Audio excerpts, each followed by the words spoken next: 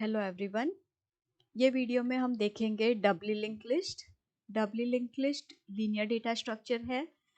हमने singly link list का देखा था जिसमें हम एक नोड लेते हैं, उसके बाद उसका एड्रेस फील्ड होता है, वो नोड में डेटा और एड्रेस पार्ट बनता है और वो आगे वाले नोड को पॉइंट करता है। यहाँ पे डबली लिंक लिस्ट में थोड़ा वेरिएशन आएगा। हम सिंगली लिंक लिस्ट का डिसएडवांटेज था कि हम एक ही डायरेक्शन में मूव हो सकते हैं। एक बार हम दूसरे नोड पे चले गए तो हम पहले नोड पे वापस नहीं आ सकते, जबकि डबली लिंक लिस्ट में वो एडवांटेज हमने एलिमिनेट किया है और यहाँ पे हम दोनों डायरेक्शन में ट्रैवल कर सकते हैं। डबली लिंक लिस्ट के बहुत सारे एप्लीकेशंस है। अगर आप देखो ब्राउजर में फॉरवर्ड या फिर बैकवर्ड जाना है तो आप जा सकते हैं। वो यूज करता है डबली link list. Doubly link list को यूज करने के लिए उसको दो नोड बनाने पड़ेंगे। वैसे ही डबली लिंक लिस्ट जो है वो ट्री में, ग्राफ में, सब जगह पे यूज होता है, क्योंकि ट्री में भी मल्टीपल एड्रेस स्टोर करना पड़ता है एक नोड के लिए। ये वीडियो में हम देखेंगे इंट्रोडक्शन डबली लिंक लिस्ट का, उसके बाद देखेंगे सेटअप, उसको इम्प्लीमेंट करने के लिए कैसे क्या सेटअप करना पड़ेगा। जैसे हमने नोड बनाया था सिंगली लिंक लिस्ट में, यहाँ पे भी नोड बनेगा पर उसका थोड़ा सेटअप डिफरेंट होगा। उसके बाद हम देखेंगे push pop operation, shift unshift operation, get set, insert remove, जिसके बाद हम कंपेयर करेंगे डबली लिंक लिस्ट को और सिंगली लिंक लिस्ट को। हर एक के एडवांटेजेस डिसएडवांटेजेस है, हर एक को लिमिटेशंस है किसी ना किसी चीज का, तो वो कंपेयर करेंगे और अपने एप्लीकेशन के हिसाब से कौन सा सुटेबल होता है वो हम सिलेक्ट कर सकते हैं। आगे जाते हैं डबली लिंक लिस्ट। तो doubly link list has sequence of nodes again in which every node has a link to its previous node and the next node. ये नोड पहले जो सिंगली लिंक लिस्ट देखा था उसमें इतना ही पार्ट था, डेटा और लिंक पार्ट जो नेक्स्ट नोड को पॉइंट करता था। यहाँ पे ये एडिशनल एड्रेस फील्ड डाला हुआ है जो प्रीवियस नोड को भी पॉइंट कर सकता है। हेडर यहाँ पे भी है जो सिंगली लिंक लिस्ट में था, which will always point to a first node in the list. Previous वाला जो फील्ड है वो प्रीवियस नोड का एड्रेस स्टोर करेगा, जबकि नेक्स्ट वाला फील्ड है वो नेक्स्ट नोड का एड्रेस स्टोर करेगा। ये मैंने एग्जांपल लिया हुआ है, ये अपना डबली लिंक लिस्ट है। ये मेरा फर्स्ट नोड है। आप देख सकते हैं फर्स्ट नोड का प्रीवियस जो एड्रेस है वो नल रहेगा क्योंकि इससे पहले कोई नोड नहीं है, जबकि लास्ट नोड का नेक्स्ट फील्ड है वो नल रहेगा क्योंकि ये लास्ट नोड है। तो हमें आइडेंटिफाई करने के लिए ये कंस्ट्रेंट रहेगा कि नेक्स्ट नोड जब भी नल है वो इंडिकेट करेगा कि ये मेरा लास्ट नोड है। वैसे ही प्रीवियस में जब भी नल रहेगा वो इंडिकेट करेगा कि ये मेरा फर्स्ट नोड है, जबकि प्रीवियस नोड को अपना हेडर है वो भी पॉइंट करता है, तो ये इससे भी आइडेंटिफाई हो सकता है। आप देख सकते हैं यहाँ पे फर्स्ट नोड के नेक्स्ट एड्रेस फील्ड में मैंने ये एड्रेस डाला हुआ है 706, जो कि एड्रेस है नोड N2 का। वैसे ही प्रीवियस में मैंने डाला हुआ है एड्रेस 101, जो कि एड्रेस है ये फर्स्ट नोड का। तो वो आगे पीछे का लिंक बनता है। अगर आप N2 पे हो और N1 पे जाना है, आप उसका प्रीवियस का एड्रेस एक्सेस करो and you can rich eight node number N1। वैसे ही N2 से N3 पे जाना है तो आप उसका नेक्स्ट वाला एड्रेस फैच करो और आप जा सकते हो N3 पे। सेटअप में सिर्फ इतना चेंज है कि पहले हम जब सिंगल लिंक लिस्ट का सेटअप करते थे हमें सिर्फ डेटा और एक एड्रेस लेना पड़ता था। यहाँ पे जबकि दो एड्रेस फील्ड है तो हमें वो स्ट्रक्चर नोड टाइप का पॉइंटर बनाना पड़ेगा जो दो एड्रेस स्टोर कर पाए। एक को हम बोलेंगे प्रीवियस, दूसरे को बोलेंगे नेक्स्ट। हेडर को भी नल इनिशियलाइज किया हुआ है टू इंडिकेट कि इनिशियली लिस्ट इज एम्प्टी। बात करते हैं पुश एंड पॉप ऑपरेशन की। अगर मुझे स्टैक इंप्लीमेंट करना है यूजिंग डबली लिंक लिस्ट तो वो केस में हम इनिशियली स्टैक जब एम्प्टी रहेगा तो टॉप पॉइंटर रहेगा जो नल को पॉइंट करेगा। उसके बाद push operation and pop operation, आपने स्टैक और क्यू का वीडियो देखा हुआ होगा, आपने सिंगल लिंक लिस्ट का वीडियो देखा हुआ होगा। तो पुश और पॉप ऑपरेशन वैसे ही चलता है जैसे स्टैक में चलता है, जैसे सिंगल लिंक लिस्ट में चलता है। पुश ऑपरेशन इंसर्ट करेगा, जबकि पॉप ऑपरेशन है वो वैल्यू रिमूव करेगा from the beginning of the list, और पुश भी बिगिनिंग में ही होगा। आप यहाँ पे देख सकते हैं मैंने स्टैक लिया हुआ है। टॉप पहले नल होगा, उसके बाद हम देखते हैं कि ये वैल्यू यहाँ पे कैसे आया। अभी पहले मेमोरी एलोकेशन होगा using malloc function. Memory allocate हो गया नोड के जितना। अभी वो इतना नोड का मेमोरी मुझे मिल गया है। अभी हमने ये इंसर्ट किया हुआ नहीं है, ये यहाँ पे बाहर कहीं है लोकेटेड। उसमें वैल्यू मैंने डाल दिया 55, उसके बाद नेक्स्ट और प्रीवियस को मैंने नल बना दिया, आप देख सकते हैं डायग्राम में। उसके बाद हम चेक करेंगे कि ये मेरा फर्स्ट नोड है क्या। यहाँ पे मैंने हेडर लिया हुआ है, यहाँ पे डायग्राम में वो टॉप से रिप्रेजेंट कर रहे हैं। अगर हेडर नल है उसका मतलब है कि आप उसको फर्स्ट नोड इंसर्ट करने वाले हो। वो केस में हमें हेडर को नया वैल्यू जो अभी हमने क्रिएट किया नोड का वो देना पड़ेगा ताकि वो फर्स्ट नोड को पॉइंट कर पाए। सो हेडर इक्वल टू n और अपना टास्क हो गया, ये नोड अंदर आ गया। अभी अगर फर्स्ट नोड नहीं है, अगर ये सेकेंड नोड है, तो वो केस में हमें एल्स पार्ट एग्जीक्यूट करना है। यहाँ पे हमें 3 चीजें अपडेट करना पड़ेगा। पहला चीज, हम n is a newly created node, ये 35 जो है ये n से हम रेफर करेंगे, जबकि p है वो अभी यहीं पे है, टॉप अभी 55 पे ही पॉइंट कर रहा है। p का प्रीवियस, ताकि ये वाले चीज को हमें अपडेट करना है with newly created nodes address, तो वही चीज हम कर रहे हैं, p का प्रीवियस इक्वल टू n। आप देख सकते हैं p को मैंने इनिशियलाइज किया हुआ है हेडर से। उसके बाद ये अपडेट हो गया तो ये मेरा लिंक बन गया है। अभी जो नया बनाया हुआ नोड है उसका नेक्स्ट वैल्यू अपडेट करना पड़ेगा। सो वो हम कर रहे हैं, n का नेक्स्ट इक्वल टू हेडर, तो उसमें वैल्यू आ जाएगा हेडर का। उसके बाद सब काम अपना हो गया, ये दोनों लिंक बन गया। अभी लास्ट काम होगा टॉप को या फिर हेडर को शिफ्ट करने का नए नोड पे, तो वो हम थर्ड स्टेटमेंट कर रहे हैं, हेडर इक्वल टू n। ऐसे ही हर बार जब नेक्स्ट वैल्यू डालोगे तो ये एल्स पार्ट एग्जीक्यूट होगा, ये 3 चीज अपडेट होगा। जो प्रीवियस जहाँ पे टॉप पॉइंट करता था उसका प्रीवियस फील्ड अपडेट करना है, वैसे ही नए नोड का नेक्स्ट फील्ड अपडेट करना है, जिसके बाद हम हेडर को शिफ्ट करेंगे नए नोड को पॉइंट करने के लिए। आप देख सकते हैं मैंने और एक नोड डाला 29, वैसे ही एल्स पार्ट एग्जीक्यूट करके। आगे देखते हैं पॉप का एग्जाम्पल। जब हम पॉप करने वाले हैं वैल्यू 29 को पॉप किया है हमने, यहाँ पे डायग्राम में दिख रहा है। वो पॉप कैसे किया, अभी हम पहली बार जब पॉप को कॉल करते हैं हम चेक करते हैं कि अपना स्टैक एम्प्टी है या नहीं। अगर स्टैक एम्प्टी है तो हम कुछ भी डिलीट नहीं कर पाएंगे, वो केस में हमें सिर्फ कंट्रोल को रिटर्न करना है। जबकि अगर स्टैक एम्प्टी नहीं है तो हमें p को एक पॉइंटर लिया हुआ है जिसको इनिशियलाइज करते हैं हेडर से, क्योंकि हर बार जो हेडर जहाँ पे पॉइंट करता है वही नोड डिलीट होगा। उसके बाद हम उस टेम्पररी वेरिएबल लेते हैं जिसमें वो डेटा मूव कर देंगे ताकि हम रिटर्न कर पाए कि हमने क्या डिलीट किया है। इसके बाद मैंने हेडर को नया वैल्यू दिया, p ऑफ नेक्स्ट का हेडर में नया वैल्यू मूव किया। p अभी 29 को पॉइंट करता था, 29 के नेक्स्ट में वैल्यू था ये 35 वाले नोड का, जो कि मैंने हेडर में डाल दिया ताकि हमारा ये जो हेडर है यहाँ पे 35 को पॉइंट करने लगे। एक बार यहाँ पे पहुंच गए तो हम p को भी यहाँ पे शिफ्ट कर सकते हैं ताकि हम ये वाला पार्ट जो प्रीवियस वाला पार्ट है जिसमें एड्रेस है 29 का उसको ओवरराइट कर सके नल वैल्यू से। तो मैंने p को शिफ्ट किया, p equal to next of p, and उसके बाद मैंने p के प्रीवियस को मतलब 35 के प्रीवियस को मैंने नल मूव किया। अभी अपना सब काम हो गया तो मुझे रिटर्न करना है हमने जो वैल्यू टेम्पररी वेरिएबल में निकाल के रखा है जो डिलीट हो चुका है। रिटर्न t करेंगे तो वो वैल्यू रिटर्न हो जाएगा। वही वैसे ही नेक्स्ट जब भी पॉप करोगे तो वैसे ही चलेगा, वो एल्स पार्ट एग्जीक्यूट होगा, p इक्वल टू हेडर करेगा, टेम्पररी वेरिएबल में वैल्यू डालेगा, उसके बाद हेडर को खुद को शिफ्ट कर देगा नेक्स्ट पे ताकि वो पहला नोड डिलीट हो जाए। नेक्स्ट के करने के बाद p को भी शिफ्ट करेगा जहाँ पे हेडर पॉइंट करता है, और p का प्रीवियस ताकि जो नया नोड है वो किसी और एड्रेस को पॉइंट नहीं करे, उसके लिए उसको नल बनाना पड़ेगा। और वही चीज़ हम कर रहे हैं। सब टास्क होने के बाद हमने जो वैल्यू लिया हुआ है टेम्पररी वेरिएबल में वो रिटर्न करना पड़ेगा। तो ये हो गया अपना पुश और पॉप ऑपरेशन। आगे देखते हैं शिफ्ट और अनशिफ्ट ऑपरेशन। शिफ्ट ऑपरेशन है वो रिमूव करता है data from the beginning of the list, वैसे ही अनशिफ्ट ऑपरेशन है वो ऐड करता है बिगिनिंग ऑफ द लिस्ट पे। तो ये दो टर्म्स यूज किए हुए हैं सिर्फ पुश और पॉप के लिए। पुश को आप बोल सकते हो अनशिफ्ट ऑपरेशन, वैसे ही पॉप को बोल सकते हो शिफ्ट ऑपरेशन। गेट और सेट ऑपरेशन है वो डेटा लेने के लिए एट अ पर्टिकुलर पोजीशन और सेट करने के लिए यूज होता है। अगर मुझे जानना है कि मेरे लिंक लिस्ट पे थर्ड पोजीशन पे कौन सा डेटा है, I can make use of get operation. वैसे ही मुझे थर्ड पोजीशन पे कोई डेटा सेट करना है, मैं ये यूज कर सकती हूँ। ये भी सिंगली लिंक लिस्ट के जैसे ही चलेगा। यहाँ पे भी हम लोग p को इनिशियलाइज करेंगे हेडर से, काउंटर को 0 से रखेंगे ताकि हम पोजीशन को ट्रैक कर पाए।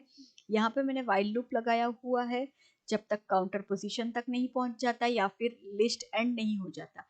ये चीज़ डालना इम्पॉर्टेंट है, ये कंडीशन डालना इम्पॉर्टेंट है, क्योंकि हो सकता है मेरा लिस्ट है 10 एलिमेंट का और मैं पोजीशन बोल रही हूँ 15, तो वो केस में 15th लोकेशन पे वो कभी पहुंच नहीं पाएगा और इनफाइनाइट लूप में चला जाएगा। इसी वजह से हमें ये दो कंडीशन डालना है, या तो काउंट पहुंच जाए या फिर लिस्ट एंड हो जाए, तो वो केस में हमें वाइल लूप को टर्मिनेट करना है। उसके बाद अगर ठीक चल रहा है तो हर बार वो काउंट इंक्रीमेंट करेगा और पीक करके जो हमने पॉइंटर लिया हुआ है कर्सर, वो नेक्स्ट नोड पे मूव करेगा। एक बार हम वाइल लूप के बाहर आ गए, उसके बाद हमें चेक करना है कंडीशन। हम वाइल लूप के बाहर आए, वो किसकी वजह से आए हैं। हो सकता है हम पोजीशन पे पहुंच गए, अगर पहुंच गए हैं तो हमें सिर्फ वो डेटा प्रिंट कर देना है जो हम करंट पोजीशन पॉइंट कर रहा है। अगर हम वाइल लूप के बाहर है क्योंकि लिस्ट एंड हो चुका है, तो वो केस में हम सिर्फ अपना रिटर्न कर देंगे कंट्रोल और कुछ भी एग्जीक्यूट नहीं होगा।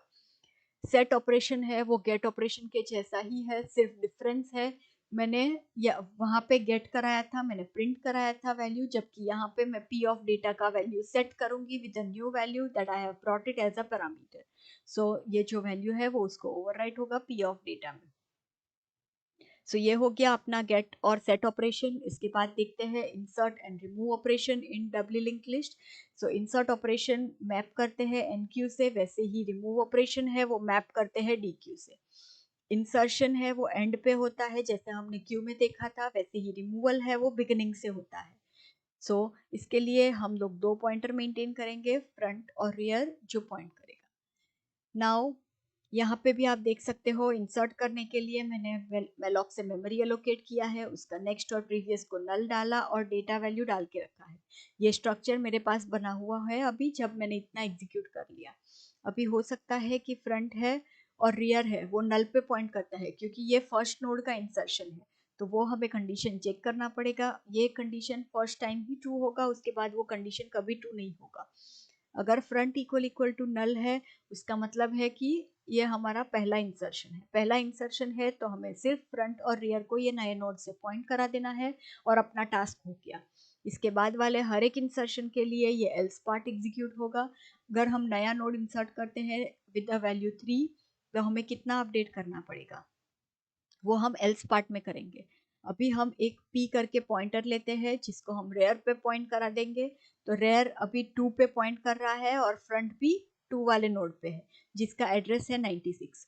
अभी 2 वाले नोड के नेक्स्ट फील्ड में हमें मूव करना है नए नोड का एड्रेस, तो वही चीज हम कर रहे हैं, p का नेक्स्ट में वैल्यू डाल रहे हैं n, ताकि ये 100 यहाँ पे लिख के हो जाए।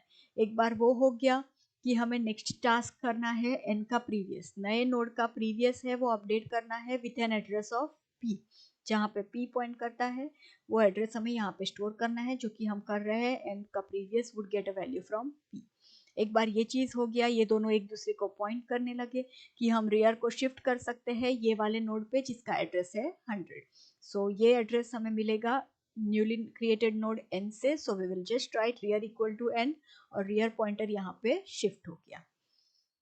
वैसे ही एक और इंसर्शन करते हैं। अभी हमारा फ्रंट 96 एड्रेस पे पॉइंट कर रहा है, जबकि रियर है वो 100 वाले एड्रेस पे पॉइंट कर रहा है। अभी यहाँ पे हमें ये चीज़ अपडेट करना है जो पहले नल था, तो वापस हम वही चीज़ करेंगे, p को पॉइंट करेंगे रियर पॉइंटर से पॉइंट करवाने के लिए। उसके बाद यहाँ का एड्रेस अपडेट करेंगे। उसके बाद हम लोग नए नोड का एड्रेस में p का वैल्यू डालेंगे और रियर को यहाँ पे शिफ्ट कर देंगे ताकि ये कंसिडर हो जाए इंसर्शन। अभी आगे देखते हैं रिमूवल ऑपरेशन। अभी ये हमारे पास नोड बना हुआ है, इंसर्ट किया हुआ नोड है। अभी हम जब भी रिमूवल करेंगे तो ये फर्स्ट नोड डिलीट हो जाएगा। ये नोड कैसे डिलीट होगा, फ्रंट पॉइंटर को हमें सिर्फ इंक्रीमेंट करना है आगे के नोड पे और ये 96 है उसको नल मूव कराना है। वही चीज हम कर रहे हैं, ये नोड को डिलीट किया और यहाँ पे आप देख सकते हैं फ्रंट को मैंने यहाँ पे पॉइंट कराया और नल मूव कर दिया प्रीवियस पॉइंटर पे, ताकि वो प्रीवियस नोड जो जिसका एड्रेस 96 था उसको पॉइंट नहीं करे।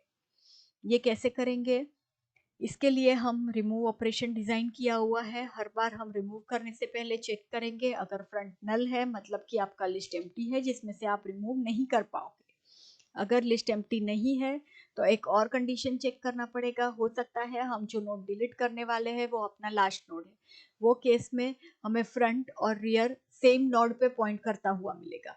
वो केस में हमें फ्रंट और रियर को नल वापस इनिशियलाइज करना पड़ेगा so as to indicate the empty list after deletion.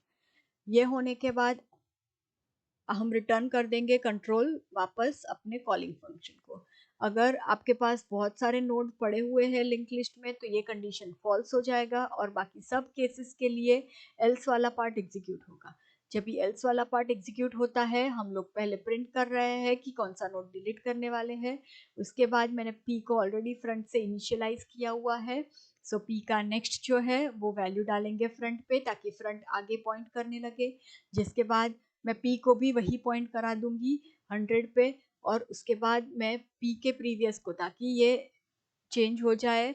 ये 100 जो है अगर ये नोड डिलीट होने वाला है तो ये 100 जो है उसको रिप्लेस हो जाए नल से, तो वही चीज़ हम करेंगे, 100 को मूव कर देंगे नल से। अभी नेक्स्ट पास में मेरे पास एक ही नोड बचा हुआ है सो ये वाला कंडीशन ट्रू होगा और ये वाला कंडीशन ट्रू होगा तो हम सिर्फ प्रिंट कर देंगे कि node 5 has been deleted and front और रियर को मूव कर देंगे नल वैल्यू से। सो यह आपका हो गया फ्रंट और rear pointing to a null value, वापस वो लिस्ट आपका एम्प्टी हो गया। तो ऐसे चलता है रिमूव ऑपरेशन। अभी कंपेयर करते हैं डबली लिंक लिस्ट को और सिंगली लिंक लिस्ट को। सिंगली लिंक लिस्ट और डबली लिंक लिस्ट खुद के एडवांटेजेस और डिसएडवांटेजेस है। जैसे कि एडवांटेजेस देख लेते हैं पहले डबली के। हम दोनों साइड ट्रैवर्स कर सकते हैं, आगे पीछे मूव कर सकते हैं, जो कि सिंगली लिंक लिस्ट में पॉसिबल नहीं था। यहाँ पे इंसर्शन और डिलीशन काफ़ी इजी हो जाता है क्योंकि प्रीवियस पॉइंटर पता रहता है क्या है। तो अगर बीच में से भी नोड डिलीट करना है आप नेक्स्ट नोड से अपडेट कर सकते हो अपना नेक्स्ट पॉइंटर। वैसे ही डिसएडवांटेज है डबली लिंक लिस्ट के कि उसको एक्स्ट्रा मेमोरी स्पेस लगता है, तो वो बन गया एडवांटेज सिंगली लिंक लिस्ट का। तो आपका एप्लीकेशन का रिक्वायरमेंट क्या है उसके हिसाब से आप देख सकते हो कि आपको सिंगली यूज़ करना है या डबली यूज़ करना है। वैसे ही एक्स्ट्रा ऑपरेशन के लिए हमें टाइम लगेगा अगर डबली लिंक लिस्ट यूज़ करते हैं। हमें प्रीवियस और नेक्स्ट 2 पॉइंटर्स मेंटेन करने पड़ते हैं, इसलिए एक्स्ट्रा टाइम जाएगा वो एग्जीक्यूट करने के लिए। जबकि सिंगली लिंक लिस्ट में वो एक ही पॉइंटर से मेंटेन होता है। सो आपका इम्प्लीमेंटेशन, आपका एप्लीकेशन ऐसा है कि उसको सिर्फ फॉरवर्ड डायरेक्शन में मूव करना है, उसको बैकवर्ड का ज़रूरत नहीं है। तो in that case you can make use of singly link list. पर अगर आपका एप्लीकेशन है जिसको दोनों साइड मूव करना है तो वो केस में आपको डबल लिंक लिस्ट यूज़ करना पड़ेगा। जैसे हम देख सकते हैं सिंगली लिंक लिस्ट यूज़ होता है आपको जब भी कोई डेटा स्टोर करना है, कोई रिकॉर्ड स्टोर करना है, एम्प्लॉय का रिकॉर्ड, और वो सिर्फ इंसर्ट करते जाना है और एक्सेस करना है लीनियरली, इसमें आगे पीछे मूव करने की ज़रूरत नहीं है। हर एक रिकॉर्ड एक इंडिपेंडेंट रिकॉर्ड है, तो वो केस में आप सिंगली यूज़ कर सकते हो। जबकि आपका कॉन्टेक्स्ट ले लो मोबाइल का जो यूज़ करता है डबली लिंक लिस्ट, हर बार आपको आगे पीछे मूव करना है। आप कोई पर्टिकुलर कॉन्टेक्ट एक्स पे हो, आपको उधर से वाई पे भी जाना रहता है, आपको उधर से प्रीवियस कैरेक्टर पे भी जाना रहता है। कोई भी ले लो डी ई कहीं पे भी जाना है तो आप जंप कर सकते हो with the help of double link list. Of course it will be a sequential access, पर आप प्रीवियस और नेक्स्ट पे जंप कर सकते हो। वो केस में अगर सिंगली यूज़ करोगे तो आपको हर बार ट्रैवर्स करना पड़ेगा ए से। अगर एक्स पे भी पहुंचना है तो आपको हर बार आगे से स्टार्ट करना पड़ेगा। तो ये वीडियो में हमने देखा डबली लिंक लिस्ट, उसके बाद उसका इम्प्लीमेंटेशन देखा पुश पॉप एनक्यू डीक्यू का, और उसके बाद हमने देखा क्या कंपैरिजन है डबली और सिंगली का with an example. Thank you for watching.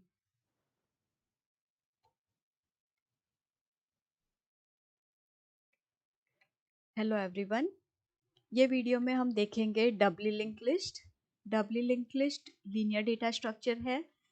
हमने सिंगली लिंक लिस्ट का देखा था जिसमें हम एक नोड लेते हैं, उसके बाद उसका एड्रेस फील्ड होता है, वो नोड में डेटा और एड्रेस पार्ट बनता है और वो आगे वाले नोड को पॉइंट करता है। यहाँ पे डबली लिंक लिस्ट में थोड़ा वेरिएशन आएगा। हम सिंगली लिंक लिस्ट का डिसएडवांटेज था कि हम एक ही डायरेक्शन में मूव हो सकते हैं। एक बार हम दूसरे नोड पे चले गए तो हम पहले नोड पे वापस नहीं आ सकते। जबकि डबली लिंक लिस्ट में वो एडवांटेज हमने एलिमिनेट किया है और यहाँ पे हम दोनों डायरेक्शन में ट्रैवल कर सकते हैं। डबली लिंक लिस्ट के बहुत सारे एप्लीकेशंस है। अगर आप देखो ब्राउज़र में फॉरवर्ड या फिर बैकवर्ड जाना है तो आप जा सकते हैं। वो यूज करता है डबली link list. Doubly link list को यूज करने के लिए उसको दो नोड बनाने पड़ेंगे। वैसे ही डबली लिंक लिस्ट जो है वो ट्री में, ग्राफ में, सब जगह पे यूज होता है, क्योंकि ट्री में भी मल्टीपल एड्रेस स्टोर करना पड़ता है एक नोड के लिए। ये वीडियो में हम देखेंगे इंट्रोडक्शन डबली लिंक लिस्ट का, उसके बाद देखेंगे सेटअप, उसको इम्प्लीमेंट करने के लिए कैसे क्या सेटअप करना पड़ेगा। जैसे हमने नोड बनाया था सिंगली लिंक लिस्ट में, यहाँ पे भी नोड बनेगा पर उसका थोड़ा सेटअप डिफरेंट होगा। उसके बाद हम देखेंगे push pop operation, shift unshift operation, get set, insert remove. जिसके बाद हम कंपेयर करेंगे डबली लिंक लिस्ट को और सिंगली लिंक लिस्ट को। हर एक के एडवांटेजेस डिसएडवांटेजेस है, हर एक को लिमिटेशंस है किसी ना किसी चीज का, तो वो कंपेयर करेंगे और अपने एप्लीकेशन के हिसाब से कौन सा सुटेबल होता है वो हम सिलेक्ट कर सकते हैं। आगे जाते हैं डबली लिंक लिस्ट। तो doubly link list has a sequence of nodes again in which every node has a link to its previous node and the next node। ये नोड पहले जो सिंगली लिंक लिस्ट देखा था उसमें इतना ही पार्ट था, डेटा और लिंक पार्ट, जो नेक्स्ट नोड को पॉइंट करता था। यहाँ पे ये एडिशनल एड्रेस फील्ड डाला हुआ है जो प्रीवियस नोड को भी पॉइंट कर सकता है। हेडर यहाँ पे भी है जो सिंगली लिंक लिस्ट में था, which will always point to a first node in the list. Previous वाला जो फील्ड है वो प्रीवियस नोड का एड्रेस स्टोर करेगा, जबकि नेक्स्ट वाला फील्ड है वो नेक्स्ट नोड का एड्रेस स्टोर करेगा। ये मैंने एग्जांपल लिया हुआ है, ये अपना डबली लिंक लिस्ट है, ये मेरा फर्स्ट नोड है। आप देख सकते हैं फर्स्ट नोड का प्रीवियस जो एड्रेस है वो नल रहेगा क्योंकि इससे पहले कोई नोड नहीं है, जबकि लास्ट नोड का नेक्स्ट फील्ड है वो नल रहेगा क्योंकि ये लास्ट नोड है। तो हमें आइडेंटिफाई करने के लिए ये कंस्ट्रेंट रहेगा कि नेक्स्ट नोड जब भी नल है वो इंडिकेट करेगा कि ये मेरा लास्ट नोड है। वैसे ही प्रीवियस में जब भी नल रहेगा वो इंडिकेट करेगा कि ये मेरा फर्स्ट नोड है, जबकि प्रीवियस नोड को अपना हेडर है वो भी पॉइंट करता है, तो ये इससे भी आइडेंटिफाई हो सकता है। आप देख सकते हैं यहाँ पे फर्स्ट नोड के नेक्स्ट एड्रेस फील्ड में मैंने ये एड्रेस डाला हुआ है 706, जो कि एड्रेस है नोड N2 का। वैसे ही प्रीवियस में मैंने डाला हुआ है एड्रेस 101, जो कि एड्रेस है ये फर्स्ट नोड का। तो वो आगे पीछे का लिंक बनता है। अगर आप N2 पे हो और N1 पे जाना है, आप उसका प्रीवियस का एड्रेस एक्सेस करो and you can rich eight node number N1। वैसे ही N2 से N3 पे जाना है तो आप उसका नेक्स्ट वाला एड्रेस फैच करो और आप जा सकते हो N3 पे। सेटअप में सिर्फ इतना चेंज है कि पहले हम जब सिंगल लिंक लिस्ट का सेटअप करते थे हमें सिर्फ डेटा और एक एड्रेस लेना पड़ता था। यहाँ पे जबकि दो एड्रेस फील्ड है तो हमें वो स्ट्रक्चर नोड टाइप का पॉइंटर बनाना पड़ेगा जो दो एड्रेस स्टोर कर पाए। एक को हम बोलेंगे प्रीवियस, दूसरे को बोलेंगे नेक्स्ट। हेडर को भी नल इनिशियलाइज किया हुआ है टू इंडिकेट कि इनिशियली लिस्ट इज एम्प्टी। बात करते हैं पुश एंड पॉप ऑपरेशन की। अगर मुझे स्टैक इंप्लीमेंट करना है यूजिंग डबली लिंक लिस्ट, तो वो केस में हम इनिशियली स्टैक जब एम्प्टी रहेगा तो टॉप पॉइंटर रहेगा जो नल को पॉइंट करेगा। उसके बाद push operation and pop operation, आपने स्टैक और क्यू का वीडियो देखा हुआ होगा, आपने सिंगल लिंक लिस्ट का वीडियो देखा हुआ होगा। तो पुश और पॉप ऑपरेशन वैसे ही चलता है जैसे स्टैक में चलता है, जैसे सिंगल लिंक लिस्ट में चलता है। पुश ऑपरेशन इंसर्ट करेगा, जबकि पॉप ऑपरेशन है वो वैल्यू रिमूव करेगा from the beginning of the list, और पुश भी बिगिनिंग में ही होगा। आप यहाँ पे देख सकते हैं मैंने स्टैक लिया हुआ है, टॉप पहले नल होगा, उसके बाद हम देखते हैं कि ये वैल्यू यहाँ पे कैसे आया। अभी पहले मेमोरी एलोकेशन होगा using malloc function, memory allocate हो गया नोड के जितना। अभी वो इतना नोड का मेमोरी मुझे मिल गया है, अभी हमने ये इंसर्ट किया हुआ नहीं है, ये यहाँ पे बाहर कहीं है लोकेटेड। उसमें वैल्यू मैंने डाल दिया 55, उसके बाद नेक्स्ट और प्रीवियस को मैंने नल बना दिया, आप देख सकते हैं डायग्राम में। उसके बाद हम चेक करेंगे कि ये मेरा फर्स्ट नोड है क्या। यहाँ पे मैंने हेडर लिया हुआ है, यहाँ पे डायग्राम में वो टॉप से रिप्रेजेंट कर रहे हैं। अगर हेडर नल है उसका मतलब है कि आप उसको फर्स्ट नोड इंसर्ट करने वाले हो। वो केस में हमें हेडर को नया वैल्यू जो अभी हमने क्रिएट किया नोड का वो देना पड़ेगा ताकि वो फर्स्ट नोड को पॉइंट कर पाए। सो हेडर इक्वल टू n और अपना टास्क हो गया, ये नोड अंदर आ गया। अभी अगर फर्स्ट नोड नहीं है, अगर ये सेकेंड नोड है, तो वो केस में हमें एल्स पार्ट एग्जीक्यूट करना है। यहाँ पे हमें तीन चीजें अपडेट करना पड़ेगा। पहला चीज, हम n is a newly created node, ये 35 जो है ये n से हम रेफर करेंगे, जबकि p है वो अभी यहीं पे है, टॉप अभी 55 पे ही पॉइंट कर रहा है। पी का प्रीवियस, ताकि ये वाले चीज को हमें अपडेट करना है with newly created nodes address, तो वही चीज हम कर रहे हैं। पी का प्रीवियस इक्वल टू एन। आप देख सकते हैं पी को मैंने इनिशियलाइज किया हुआ है हेडर से। उसके बाद ये अपडेट हो गया तो ये मेरा लिंक बन गया है। अभी जो नया बनाया हुआ नोड है उसका नेक्स्ट वैल्यू अपडेट करना पड़ेगा। सो वो हम कर रहे हैं एन का नेक्स्ट इक्वल टू हेडर, तो उसमें वैल्यू आ जाएगा हेडर का। उसके बाद सब काम अपना हो गया, ये दोनों लिंक बन गया। अभी लास्ट काम होगा टॉप को या फिर हेडर को शिफ्ट करने का नए नोड पे, तो वो हम थर्ड स्टेटमेंट कर रहे हैं, हेडर इक्वल टू एन। ऐसे ही हर बार जब नेक्स्ट वैल्यू डालोगे तो ये एल्स पार्ट एग्जीक्यूट होगा, ये तीन चीज अपडेट होगा। जो प्रीवियस जहाँ पे टॉप पॉइंट करता था उसका प्रीवियस फील्ड अपडेट करना है, वैसे ही नए नोड का नेक्स्ट फील्ड अपडेट करना है, जिसके बाद हम हेडर को शिफ्ट करेंगे नए नोड को पॉइंट करने के लिए। आप देख सकते हैं मैंने और एक नोड डाला 29, वैसे ही एल्स पार्ट एग्जीक्यूट करके। आगे देखते हैं पॉप का एग्जाम्पल। जब हम पॉप करने वाले हैं वैल्यू 29 को पॉप किया है हमने, यहाँ पे डायग्राम में दिख रहा है वो पॉप कैसे किया। अभी हम पहली बार जब पॉप को कॉल करते हैं हम चेक करते हैं कि अपना स्टैक एम्प्टी है या नहीं। अगर स्टैक एम्प्टी है तो हम कुछ भी डिलीट नहीं कर पाएंगे, वो केस में हमें सिर्फ कंट्रोल को रिटर्न करना है। जबकि अगर स्टैक एम्प्टी नहीं है तो हमें पी को एक पॉइंटर लिया हुआ है जिसको इनिशियलाइज करते हैं हेडर से, क्योंकि हर बार जो हेडर जहाँ पे पॉइंट करता है वही नोड डिलीट होगा। उसके बाद हम उस टेम्पररी वेरिएबल लेते हैं जिसमें वो डेटा मूव कर देंगे ताकि हम रिटर्न कर पाए कि हमने क्या डिलीट किया है।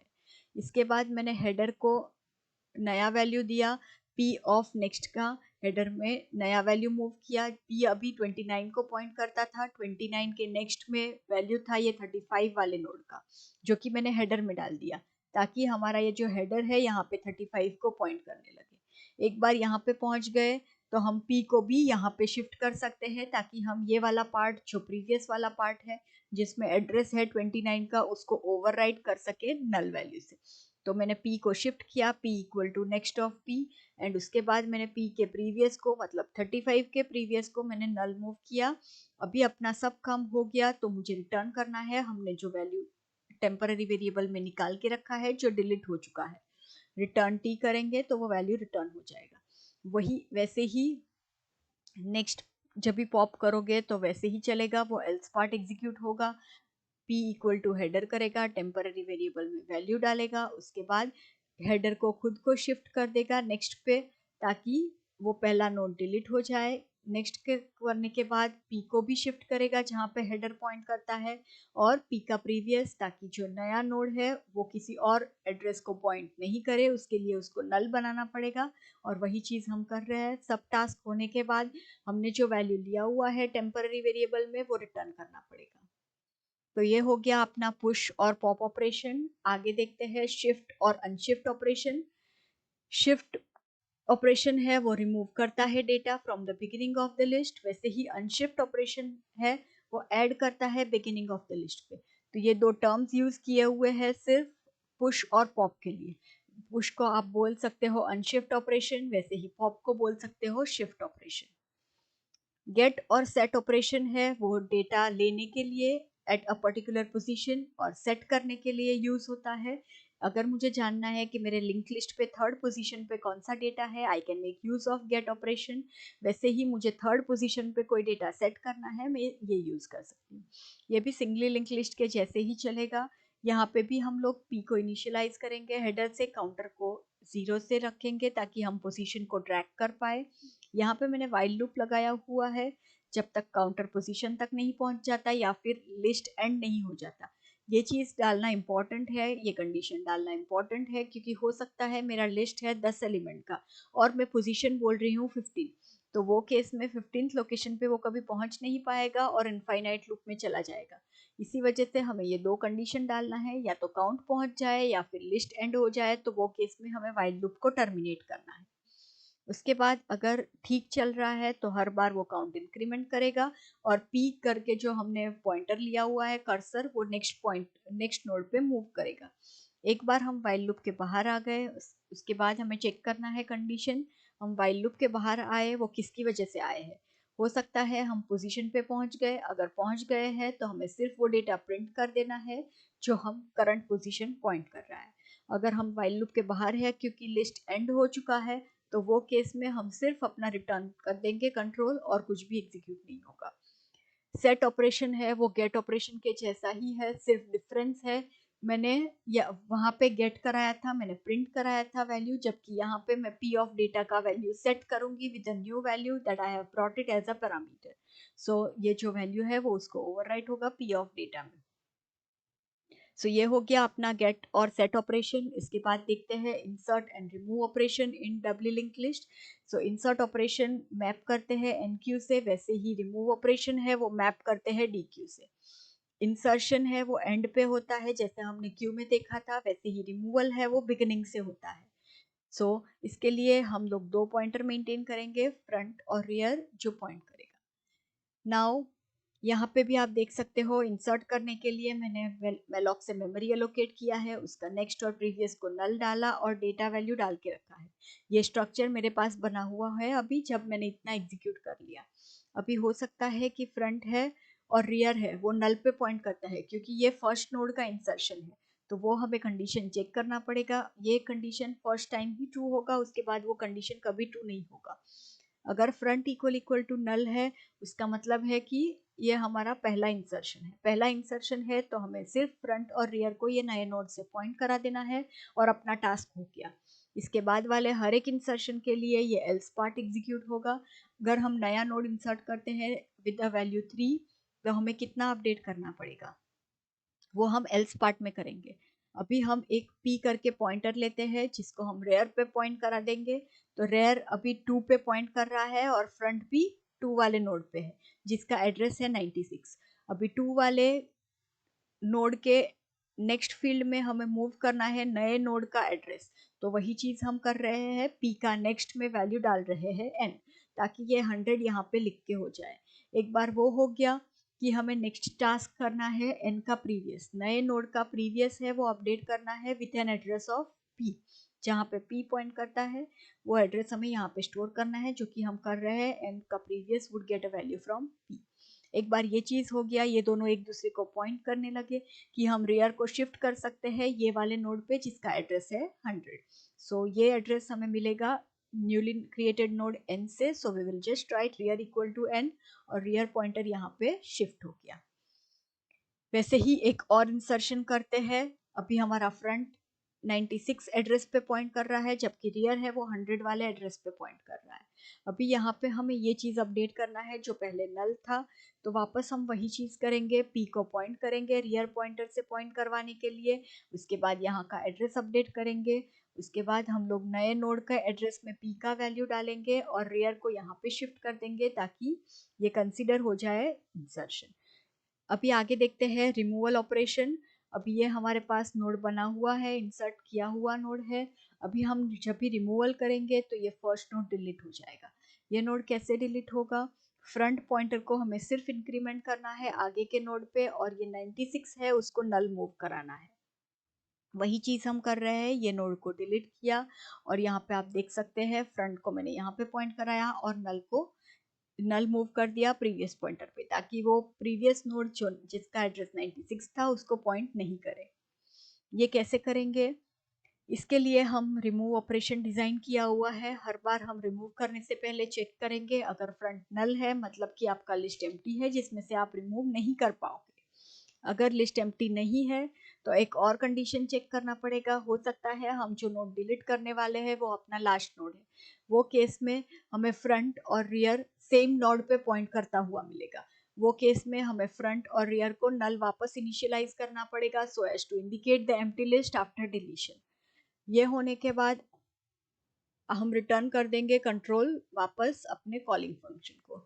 अगर आपके पास बहुत सारे नोड पड़े हुए हैं लिंक लिस्ट में तो ये कंडीशन फॉल्स हो जाएगा और बाकी सब केसेस के लिए एल्स वाला पार्ट एग्जीक्यूट होगा। जब ये एल्स वाला पार्ट एग्जीक्यूट होता है हम लोग पहले प्रिंट कर रहे हैं कि कौन सा नोड डिलीट करने वाले हैं। उसके बाद मैंने p को ऑलरेडी फ्रंट से इनिशियलाइज किया हुआ है, सो p का नेक्स्ट जो है वो वैल्यू डालेंगे फ्रंट पे ताकि फ्रंट आगे पॉइंट करने लगे। जिसके बाद मैं p को भी वही पॉइंट करा दूंगी 100 पे और उसके बाद मैं पी के प्रीवियस को, ताकि ये चेंज हो जाए। ये 100 जो है, अगर ये नोड डिलीट होने वाला है तो ये 100 जो है उसको रिप्लेस हो जाए नल से, तो वही चीज़ हम करेंगे, 100 को मूव कर देंगे नल से। अभी नेक्स्ट पास में मेरे पास एक ही नोड बचा हुआ है, सो ये वाला कंडीशन ट्रू होगा और ये वाला कंडीशन ट्रू होगा, तो हम सिर्फ प्रिंट कर देंगे कि node 5 has been deleted and front और रियर को मूव कर देंगे नल वैल्यू से। सो यह आपका हो गया फ्रंट और rear pointing to a null value, वापस वो लिस्ट आपका एम्प्टी हो गया। तो ऐसे चलता है रिमूव ऑपरेशन। अभी कंपेयर करते हैं डबली लिंक लिस्ट को और सिंगली लिंक लिस्ट को। सिंगली लिंक लिस्ट और डबली लिंक लिस्ट खुद के एडवांटेजेस और डिसएडवांटेजेस है। जैसे कि एडवांटेजेस देख लेते हैं पहले डबली के।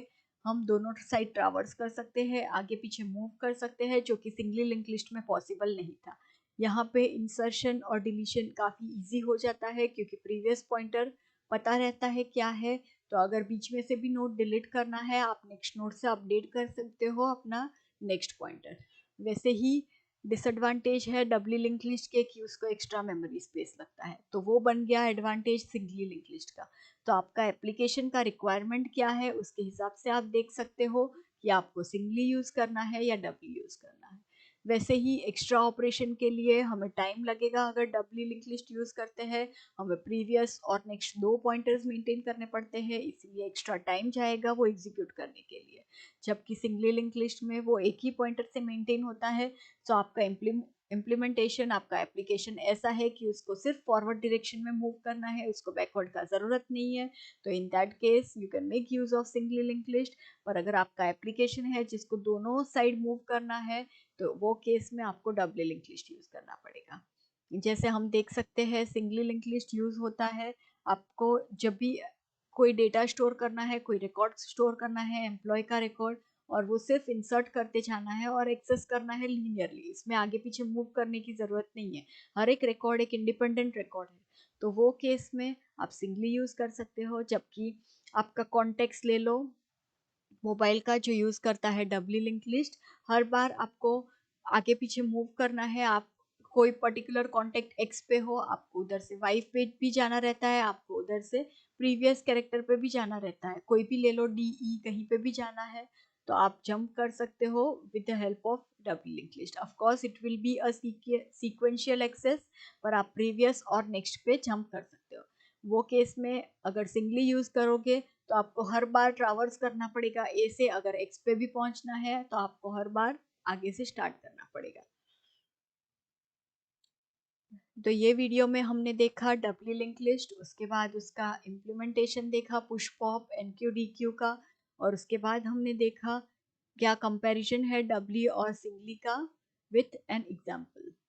Thank you for watching.